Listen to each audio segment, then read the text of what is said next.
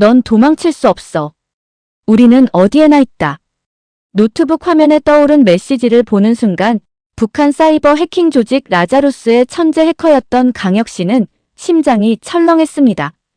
탈출 후 모든 흔적을 지웠다고 생각했지만 라자루스는 여전히 그를 쫓고 있었습니다. 이제 그의 선택은 숨거나 싸우거나 둘 중 하나뿐입니다. 과연 그에게는 어떤 일들이 있었고 그는 어떤 선택을 하게 될까요? 저는 북한의 엘리트 해커 양성기관에서 성장한 강혁입니다. 어릴 때부터 수학과 컴퓨터에 능했고 덕분에 평양의 특수기관으로 선발되었습니다. 그곳에서 우리는 단순한 프로그래밍을 배우는 것이 아니라 정보전과 사이버 전쟁을 수행하는 방법을 익혔습니다. 해킹은 단순한 기술이 아니라 조국을 위한 전투였습니다. 라자루스 조직의 일원이 된 후 저는 국제금융기관과 암호화폐 거래소를 해킹하며 정권의 경제를 유지하는 임무를 수행했습니다. 몇 번의 성공적인 작전 후 저는 조직 내에서 신뢰받는 핵심 해커가 되었습니다. 하지만 모든 것이 당연하게 느껴지던 그 세계에서 서서히 의심이 싹트기 시작했습니다. 사라지는 동료들, 알려지지 않는 이유. 그들을 위한 묵념조차 허용되지 않았습니다. 저도 언젠가는 그들과 같은 운명을 맞이할 수 있다는 불안감이 엄습했습니다. 2025년 조직은 역사상 가장 대담한 작전을 계획했습니다. 목표는 글로벌 암호화폐 거래소 바이비트. 이번 작전은 단순한 해킹이 아니라 북한 정권의 경제적 생존이 걸린 미션이었습니다. 작전 회의에서 저는 팀의 핵심 해커로 지목되었습니다. 바이비트의 방어 시스템은 세계 최상급 보안 전문가들이 구축한 것으로 알려졌습니다. 그러나 저와 동료들은 몇 달간 그들의 취약점을 연구했고 이제 마지막 단계에 접어들었습니다. 강혁, 이번 임무는 실패하면 안 된다. 상부의 지시는 명확했습니다. 저는 고개를 끄덕이며 수락했지만 속에서는 알 수 없는 불안감이 커졌습니다. 이전에도 많은 금융기관을 해킹했지만 이번 규모는 그 어느 때보다 거대했습니다. 이 임무가 성공하면 우리는 수억 달러를 확보할 것입니다. 하지만 실패하면 저의 존재도 조직에서 사라질지 모른다는 생각이 들었습니다. 이제 선택의 여지가 없었습니다. 처음에는 이 작전에 참여하는 것이 망설여졌습니다. 과거에도 많은 금융 해킹에 참여했지만 이번 임무는 규모가 너무 크고 위험했습니다. 바이비트는 보안이 철저한 글로벌 거래소였고 국제적인 감시망도 강했습니다. 실수라도 하면 단순한 해커가 아니라 전 세계의 추적 대상이 될 수 있었습니다. 게다가 최근 들어 조직 내 분위기가 심상치 않았습니다. 몇몇 동료들이 아무런 설명도 없이 사라졌습니다. 임무를 수행하다가 희생되었다는 말만 들려왔을 뿐 그들의 흔적은 어디에서도 찾을 수 없었습니다. 그들의 이름조차 다시 언급되지 않았습니다. 저 역시 언제든 그들과 같은 운명이 될 수 있다는 불안감이 엄습했습니다. 하지만 거절할 수는 없었습니다. 상부의 지시는 절대적이었고 명령을 거부하는 순간 저는 조직의 배신자가 될 것이었습니다. 결국 저는 깊은 한숨을 내쉬며 결정을 내렸습니다. 이 작전을 수행하는 수밖에 없었습니다. 해킹 작전이 본격적으로 시작되기 전 저는 우연히 오래된 데이터 로그에서 이상한 메시지를 발견했습니다. 메시지는 암호화되어 있었지만 코드를 분석해보니 그것은 과거 라자루스에서 활동하다 사라진 전설적인 해커 노아가 남긴 것이었습니다.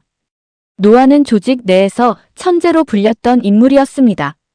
하지만 몇 년 전 그는 갑자기 자취를 감췄습니다. 공식적인 발표는 없었지만 내부에서는 그가 조직을 배신하고 탈출을 시도했다는 소문이 돌았습니다. 하지만 그가 성공했는지 아니면 사라진 다른 동료들처럼 제거되었는지는 누구도 알지 못했습니다. 노아의 메시지는 단순한 글자가 아니라 정교한 암호로 이루어진 것이었습니다. 그것을 해독하는 순간 저는 깨달았습니다. 그는 어딘가에서 살아있으며 저처럼 조직에서 벗어나려 했다는 사실을. 만약 그가 탈출했다면 저도 가능하지 않을까? 아주 희미한 희망이 마음 한구석에 싹트기 시작했습니다. 마침내 해킹 작전이 시작되었습니다. 저는 바이비트의 보안 시스템을 뚫기 위해 몇 달 동안 연구한 코드를 실행했습니다.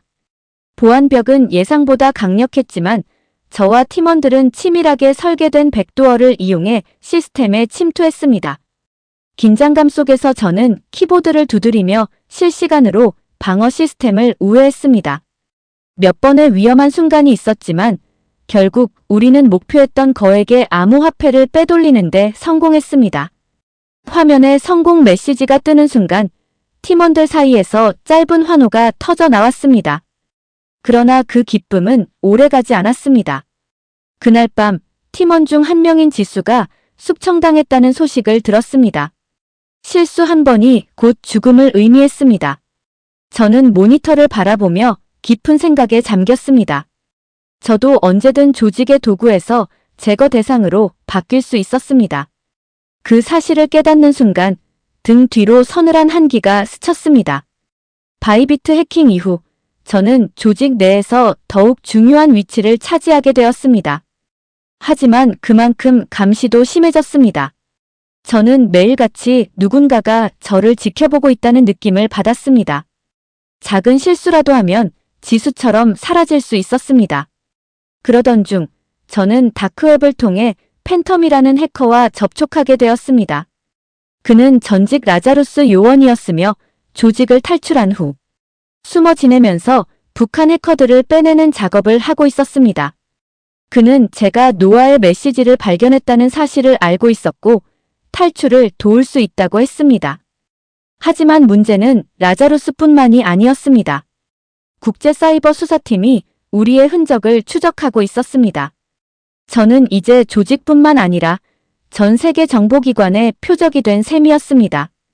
탈출을 시도하는 순간 모든 것이 끝날지도 모른다는 불안감이 더욱 커졌습니다. 탈출을 결심한 이상 조직의 의심을 피해야 했습니다. 저는 여전히 충성스러운 해커처럼 행동하며 새로운 임무를 수행하는 척했습니다. 하지만 그 이면에서는 비밀리에 라자루스의 암호화폐 거래 로그를 조작하기 시작했습니다.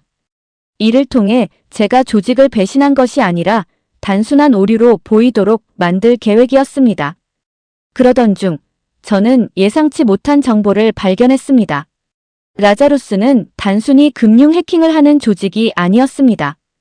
북한 정권은 우리가 빼돌린 자금을 단순한 외화벌이가 아니라 국제 금융 시스템을 붕괴시키는데 활용하려 하고 있었습니다. 이것은 단순한 도망의 문제가 아니었습니다. 저는 이제 북한의 거대한 음모를 알게 된 유일한 사람이었습니다. 탈출하지 못하면 제거당할 것이고 성공하더라도 라자루스는 끝까지 저를 쫓을 것이 분명했습니다. 하지만 저는 선택할 수밖에 없었습니다. 탈출을 감행하기로 결심했습니다. 탈출 계획은 완벽해야 했습니다. 저는 내부 보안망을 우회하는 프로그램을 작성하고 제 흔적을 지우기 위해 암호화폐 거래 로그를 조작했습니다. 그러나 예상치 못한 변수가 발생했습니다. 라자루스 보안팀이 해킹 로그를 정밀 분석하기 시작한 것입니다.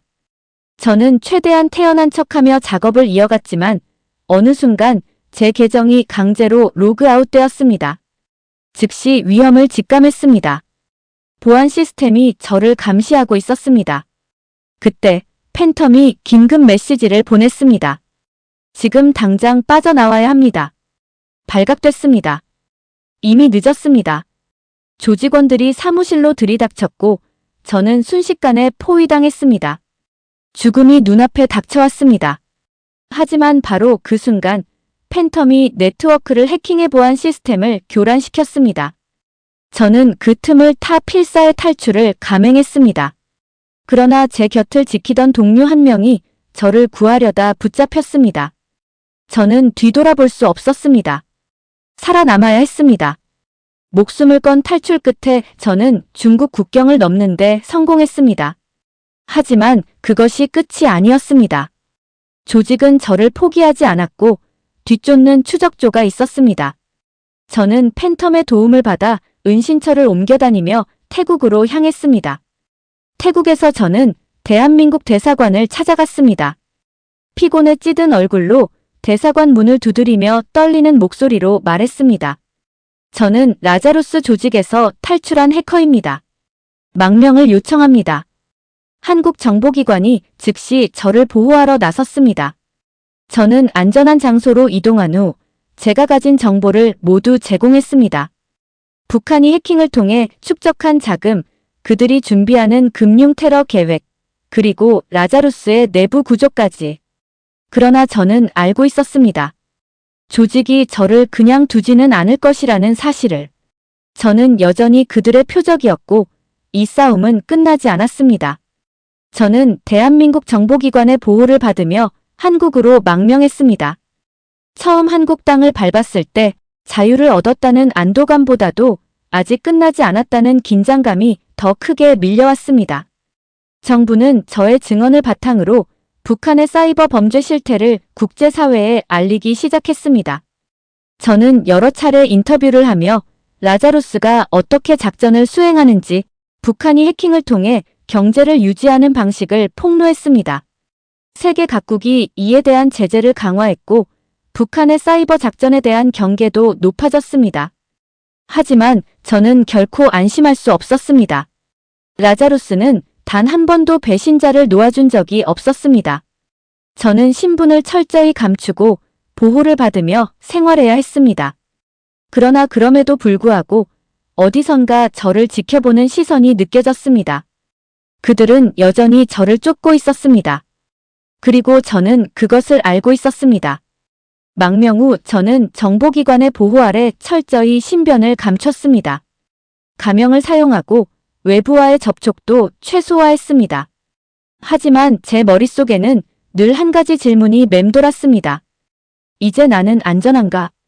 그런데 어느 날 노트북을 켜자 익명의 메시지가 떠 있었습니다. 넌 영원히 도망칠 수 없어. 우리는 어디에나 있다. 손끝이 얼어붙는 듯 했습니다. 제 위치는 완벽히 보호받고 있을 터였습니다. 그런데도 그들은 저를 찾아냈습니다. 라자루스는 여전히 저를 노리고 있었습니다. 이제 저는 선택해야 했습니다. 평생 숨어 살 것인가, 아니면 싸울 것인가. 하지만 저는 이미 알고 있었습니다. 제가 도망치는 한 그들은 저를 절대 놓아주지 않을 것이라는 사실을. 저는 다시 한번 키보드를 두드렸습니다. 이번에는 도망치기 위해서가 아니라 그들을 막기 위해서였습니다. 저는 이제 더 이상 도망치지 않기로 했습니다.